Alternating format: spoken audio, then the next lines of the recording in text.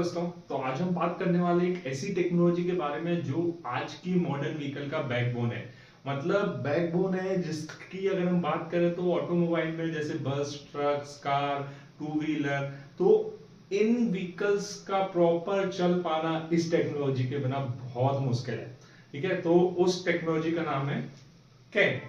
तो कैन जिसका full form है कंट्रोलर एरिया नेटवर्क। कुछ लोग सोच रहे होंगे क्या ये वो कैन है जो ग्रामर में हम यूज करते हैं, ग्रामर में पढ़ा करते हैं, I can do this, I can write this, I can go there, वो वाला कैन नहीं है। ये आपका कंट्रोलर एरिया नेटवर्क कैन है जो कि एक कम्युनिकेशन प्रोटोकॉल है। जी हाँ, तो हम बात करते हैं, जस्ट इमेजिन कीजिए कि आप सोचिए कि ब्रेक लगाने पे कैसे एबीएस काम कर जाता है, कैसे आपका सिग्नल क्लस्टर पर पहुंच जाता है, कैसे इंजन में अगर कोई खराबी आती है तो आपको डैशबोर्ड पे सिग्नल आ जाता है। तो ये सब कुछ पॉसिबल है जस्ट बिकॉज ऑफ कैन।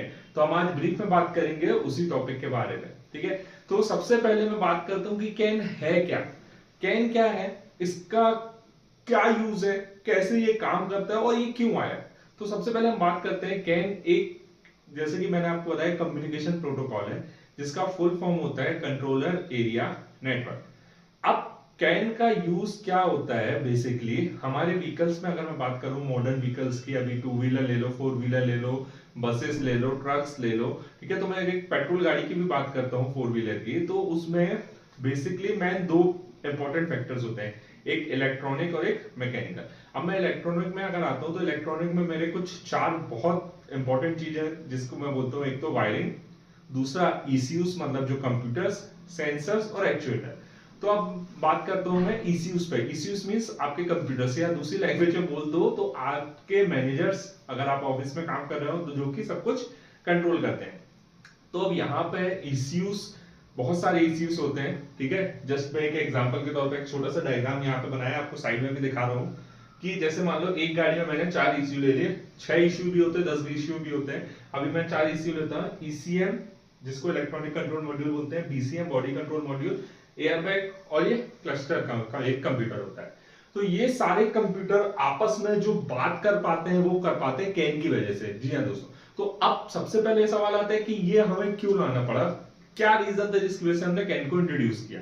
तो कैन को इंट्रोड्यूस करने से पहले आपको कैन क्यों आया इसके बारे में बात करते हैं। तो पहले क्या होता था, पहले की टेक्नोलॉजी में, अभी ये सारे इश्यूज सब आपस में इंटरलिंक होते हैं। ठीक है, जैसे मैंने आपको बताया कि सेंसर होते हैं। तो एक गाड़ी में अगर मैं बात करूं तो एक सेंसर की इंफॉर्मेशन सिर्फ एक ईसीयू को नहीं चाहिए। आज के समय वो इंफॉर्मेशन बहुत सारे ईसीयूज को चाहिए होती है। जस्ट एक मैं बात करता हूं अगर व्हीकल स्पीड सेंसर की, तो गाड़ी की स्पीड चल रही है, ये इंफॉर्मेशन इंजन ईसीयू को भी चाहिए, ये इंफॉर्मेशन एबीएस ईसीयू को भी चाहिए, ये इंफॉर्मेशन क्लस्टर को भी चाहिए। ठीक है, अब क्लस्टर को चाहिए ताकि वो स्पीड डिस्प्ले कर सके, इंजन ईसीयू को चाहिए ताकि उसके अकॉर्डिंग वो प्रोग्रामिंग के थ्रू आपका कितना पेट्रोल का फ्यूल का स्प्रे कराना है, क्या इग्निशन कॉइल में कितना करंट देना है, ये सारी चीजें मेंटेन कर सके। एबीएस ईसीयू को चाहिए कि उसके अकॉर्डिंग वो डिसाइड कर सके एबीएस को आपकी रिक्वायरमेंट है या नहीं है। तो अब ये क्या होता है, फॉर एग्जांपल अगर मैं पुराने जमाने की बात करूं तो यहाँ पे आप देख सकते हैं, साइड में मैं ड्रॉ करके दिखा रहा हूं कि पहले एक व्हीकल स्पीड की, अब ये इंफॉर्मेशन शेयर करने के लिए क्या आता है, मान लो एक व्हीकल स्पीड सेंसर होता है, उसमें 3 वायर होते हैं। अब 3 वायर एक तो सबसे पहले ईसीयू में गया क्योंकि ईसीयू को इंफॉर्मेशन चाहिए जैसा कि मैंने बताया। अब उसको क्लस्टर भी चाहिए तो अलग से फिर 3 वायर हमने निकाले जो कि क्लस्टर में गए।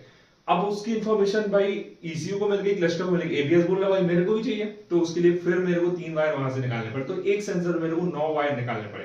तो जस्ट इमेजिन कि सिर्फ एक इंफॉर्मेशन शेयर करने के लिए मेरे को 9 अलग से वायर लगे जिसका कॉस्ट बढ़ गया।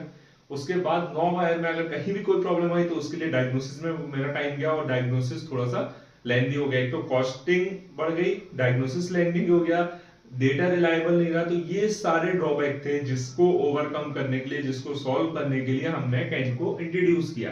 तो अब इस कैन के थ्रू हमारा जो काम हमारे अलग अलग वायर्स के लिए करना पड़ता है, हमें सिर्फ 2 वायर में वो काम हो जा रहा है, जिसको हम बोलते हैं कैन हाई और कैन लो। तो यहाँ पे आप देख सकते हैं हम सारे ईसीयूज को 2 वायर, जी हाँ सिर्फ 2 वायर कैन हाई और कैन लो में इंटरकनेक्ट कर देते हैं, जिसके थ्रू हमारा वो काम जो पहले हमें नंबर ऑफ वायर्स बढ़ाने में हो रहा था वो सिर्फ 2 वायर में होता। आगे बात करते हैं वो होता कैसे। ठीक है, तो मैंने आपको सबसे पहले बताया व्हाई कैन इज यूज्ड। क्योंकि कैन यूज क्यों किया गया, तो 1986 में बॉस ने इन्वेंट किया था, ठीक है, thanks boss for inventing this. Next हम बात करते हैं कैन हाई कैन लो क्या होता है और ये कैसे काम करता है। तो बेसिकली क्या होता है कि अभी जैसे मैंने आपको एक एग्जांपल दिया कि एक व्हीकल स्पीड सेंसर के लिए इतना इंफॉर्मेशन सेंड करना पड़ता है, तो अभी क्या होता है व्हीकल स्पीड सेंसर ने, अब यहाँ पे कैन हाई और कैन लो की अगर मैं बात करता हूँ, तो अभी क्या होता है ये सारी इश्यूज कैन पे है, ठीक है। तो अगर मान लो इसी को डेटा आया व्हीकल स्पीड सेंसर से, तो उसने क्या किया, वो डेटा कैन लाइन पे डाल दिया, कैन लाइन पे डाल दिया, तो वो कैन लाइन पे जाने के बाद वो मैसेज या वो आपका जो भी प्रोटोकॉल का डेटा हुआ कम्युनिकेशन, वो डीसीएम को भी गया, एयरबैग को भी गया, क्लस्टर को भी गया, एबीएस को भी गया, जितने कंप्यूटर सबको गया। अब कंप्यूटर्स इटसेल्फ ऐसे प्रोग्राम होते हैं कि उसके पास जो डेटा आ रहा है उसको कौन सा डेटा एक्सेप्ट करना और उसके अकॉर्डिंग कैसा रिएक्ट करना है, ये सब ऑलरेडी प्रोग्रामिंग होती है। तो जस्ट एक कैन लाइन में मैसेज जाने के बाद वो कंप्यूटर्स अपना काम करना चालू कर देते हैं। तो इस तरीके से हमारा कैन काम करता है, ठीक है। तो ये तो मैंने आपको बता दिया किस तरीके से कैन काम करता है, ठीक है। अब मैं बात करता हूं कि कैन को एक इफेक्टिव वर्किंग में लाने के लिए क्या क्या चीजें रिक्वायरमेंट होती है। तो यहाँ पे मेरे को आप देख सकते हैं, यहाँ पे मैंने 120 ओम का ही लगाया है, तो 120 ओम का टीआर यहाँ पे हम यूज करते हैं, टर्मिनेटिंग रेजिस्टेंस जिसको बोलते हैं। तो सबसे पहले सवाल आता है कि टर्मिनेटिंग रेजिस्टेंस हम क्यों यूज करते हैं, उसके पीछे भी एक लॉजिक है। क्या होता है, जो हमारा टर्मिनेटिंग रेजिस्टेंस जैसे वो नाम से ही शो कर रहा है, टर्मिनेटिंग रेजिस्टेंस, रेजिस्टेंस का मतलब क्या होता है, जो करंट को रोके, ठीक है। रेजिस्टेंस का मतलब होता है रोकना, टर्मिनेट करना मतलब उसको हटा देना। तो अब यहां से नाम पे भी आंसर देख सकते हैं। तो होता क्या है, जैसे जो भी डेटा आया, ठीक है, तो डेटा यहां से आया लाइंस पे, अब लाइंस पे जाने के बाद वो डेटा यहाँ पे आके पूरा एब्जॉर्ब हो जाता है टर्मिनेटिंग रेजिस्टेंस पे, क्योंकि अगर वो डेटा ऑब्जॉर्ब नहीं होगा और टर्मिनेटिंग रेजिस्टेंस नहीं होगा, तो बाकी का जो आने वाला पीछे का से डेटा है ना, वो आपस में रिफ्लेक्ट करेगा और रिफ्लेक्ट करने की वजह से डेटा करप्ट हो जाएगा। तो इसको, इस प्रॉब्लम को दूर करने के लिए हमने 120 ओम के यूनिवर्सल जो हर जगह हम यूज करते हैं 120 ओम का हमने दो टर्मिनेटिंग रेजिस्टेंस यूज किया। अब नेक्स्ट सवाल आता है मेरा, तो ये तो हो गया टर्मिनेटिंग रेजिस्टेंस का। नेक्स्ट सवाल आता है मेरा कि व्हाई कैन हाई और can low.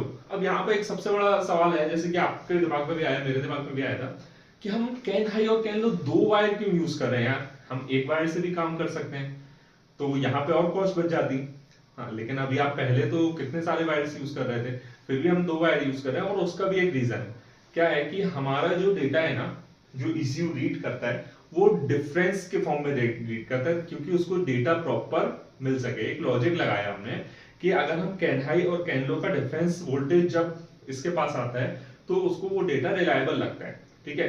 Just for example, आपका कैन हाई इस तरीके से आप यहाँ पे देख सकते हैं इमेज में, ये कैन हाई गया, ये कैन लो गया, कैन हाई कैन लो, इस तरीके से वेव फॉर्म के फॉर्म में आपका सिग्नल आता जाता है।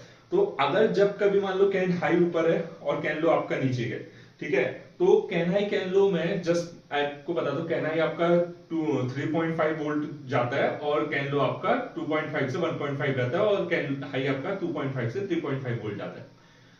तो इन केस आपकी गाड़ी चल रही है, ठीक है, साथ ही साथ कोई डेटा अगर आपका कैन लाइन में आया, तो अब क्या होता है, गाड़ी चलने के साथ साथ, जैसे मान लो अगर एक फोर व्हीलर की मैं बात कर रहा हूँ, तो फोर व्हीलर चलने में जैसे आपका इग्निशन कॉइल काम कर रही है, स्टार्टर मोटर काम कर रही है, इंजन से नॉइस आ रही है, तो ये सारी जो वेवफॉर्म्स हैं, ठीक है, ऑलरेडी यहाँ पे वेवफॉर्म चल रहे हैं और ये भी वेवफॉर्म बना रही है।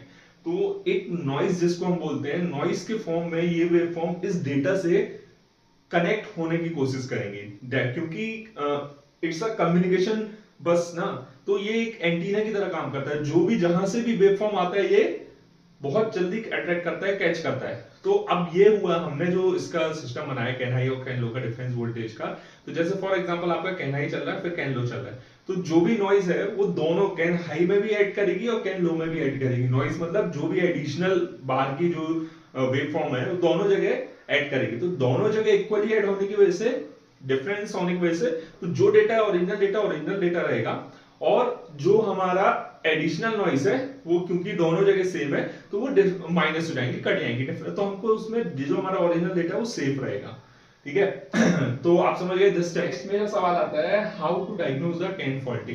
अब कैन फॉल्टी है तो उसको कैसे डायग्नोज कर सकते हैं, तो यहाँ पे मैंने इसका आंसर दिया है कि मेरे पास देखो 120 ओम के टीआर लगे होते हैं। दो तरीके से हम इसको कैन को चेक कर सकते हैं। सबसे पहले तो टर्मिनेटिंग रेजिस्टेंस की वैल्यूज के थ्रू, तो मेरे पास एक ओबीडी कनेक्ट होता है, यहाँ पे इमेज में आपको दिखा रहा हूँ। तो मैं एक बेसिक कैन सिस्टम की बात करूँ, अभी हमारा कैन सिस्टम और एडवांस हो गया है। मींस जैसे जैसे कंप्यूटर्स बढ़ रहे हैं तो एक गेटवे बन गया है पूरा, ठीक है, जिसमें आपका M CAN, C CAN, V CAN, P CAN, I CAN, बहुत सारे कैन जुड़ गए हैं, बट बेसिक फंक्शन डायग्नोसिस सब कुछ सेम है। तो इस वीडियो में मैं सिर्फ बेसिक्स की बात कर रहा हूँ। तो मैं बात करता हूँ 120 ओम रेजिस्टेंस मेरे को अगर चेक करना, तो मैंने मान लो ओबीडी का 2 पिन लिया, जहां पे देखा मैंने 6 और 14 यूनिवर्सल हमारा कैन होता है। मल्टीमीटर लिया, रेजिस्टेंस मोड में रखा। चूंकि यहाँ पे आप देख सकते हैं दोनों पैरेलल में लगे होते हैं, तो आप यहाँ पे साइड में दिखा रहा हूँ, आपका वैल्यू क्या आएगा, 1/120 plus 1/120 ohm is equal to 1/R, मतलब 1/R is equal to 1/R1 plus 1/R2। तो इस तरीके से आपको 60 ओम मिलेगा। मतलब अगर आपका एक कैन लाइन पूरा ओके है, इसका मतलब आपको 60 ओम का वहां पे रेजिस्टेंस वैल्यू मिल जाएगी। इन केस अगर आपको 120 ओम का रेजिस्टेंस वैल्यू मिलता है, मींस आपका कोई एक सर्किट ब्रेक हो गया है, जिसकी वजह से वो सिर्फ उसी साइड का वैल्यू दिखा रहा है। अब आप कैसे चेक कर सकते हैं इसको डायग्नोस करने के लिए? आप देख सकते हैं, सबसे पहले आपको ये पता होना चाहिए कि आपका जो 120 ओम का टीआर है वो कहां पे लगा, और वो पता करने के लिए आपको कुछ खोलने की जरूरत नहीं है। हर कंपनी अपना एक वायरिंग डायग्राम देती है, जिसमें हमको क्लियरली होता है पता कि ये कहां पे लगा था। मोस्टली व्हीकल्स में आपको एक क्लस्टर में मिल जाएगा और दूसरा आपको ईसीएम के अंदर मिल जाएगा। तो आप जब उसको डिस्कनेक्ट करते हैं और वैल्यू चेंज होगी, तो उससे आप पता कर सकते हैं कि फॉल्ट कहां पर है। तो इस तरीके से आप देख सकते हैं। दूसरा, वोल्टेज के थ्रू यूजुअली क्या होता है, मैंने आपको बताया 5 वोल्ट हमको मिलता है कैन हाई और कैन लोअर। तो 2.5 से 3.5 आपको मिलेगा किसमें, कैन हाई में, और 2.5 से 1.5 मिलेगा आपको कैन लो में। चेक कैसे करना है, ये मेरी 6 और 14 की पेन है। अब मेरे को चेक करना है कि उस पर वोल्टेज कितना है। तो वोल्टेज के लिए आपको हमेशा पावर सप्लाई देनी पड़ेगी। मल्टीमीटर को वोल्टेज के फॉर्म में रखेंगे इस तरीके से, जैसे कि इमेज में दिखा रहा हूँ। देन 6 को कनेक्ट करेंगे और 14 को कनेक्ट करेंगे, नहीं करना है। एक रेड पोल आप 6 में लगाएंगे, कोई भी एक ग्राउंड ले लेंगे, या तो ओबीडी से ही कोई ग्राउंड ले लेंगे, या तो बॉडी से कोई ग्राउंड ले लेंगे। तो आपको वहां पे 6 से अगर कैन हाई है तो वहां पे आपको 2.5 से 3.5 मिलेगा, और उसके बाद सेम चीज आप करेंगे कैन लो के लिए, तो उसमें भी 1.5 से 2.5 मिलेगा। दोनों को ऐड करने के बाद आपको 5 वोल्ट आना चाहिए। अगर आ रहा है इसका मतलब आपका कैन सिस्टम वर्क कर रहा है। अगर कम आ रहा है तो प्रॉब्लम है, ज्यादा आ रहा है तो प्रॉब्लम, फिर आपको आगे डायग्नोस करना पड़ेगा।